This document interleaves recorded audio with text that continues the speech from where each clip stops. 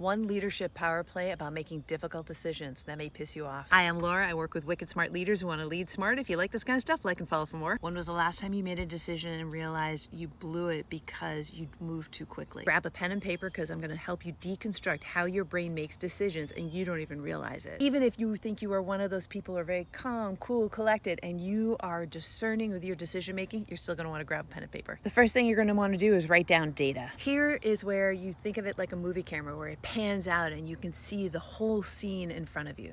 But then the camera comes in and looks at a particular scene. And this is where you mark it selected data. And once you select the data, what we always do is we actually use our brains to interpret the data and then we make assumptions from it. But notice here, this is based upon only the selected data. From here though, we've gone up the ladder and then we are drawing conclusions based upon our own beliefs and we take action based upon only selected data of which we have made some interpretations, assumptions, and drawn conclusions from. You might be thinking, so what's the issue with that? Sounds like a pretty good model.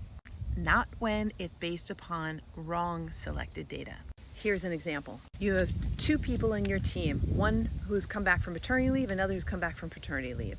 With the person who's come back from maternity leave, you want to make sure that they are taken care of and know that they may want some flexibility since they have a new baby in their lives. So from the data you have selected, you have drawn conclusions and made assumptions. And the project you have given her is a B project to give her a little more flexibility. Now you might be thinking, what's wrong with that? Let's just say she's a hard driver and wants to be promoted and get to partnership. But you've just unintentionally derailed her progress and taken action based upon selected data that you assumed of what she wanted. Let's use the same situation, but now base it on a man coming back from paternity leave. You may think he has had lost time and you want to make up for it. The assumption is that he is going to want to be driving harder. So your conclusion is, I'm going to give him that choice project, and you take action to do so.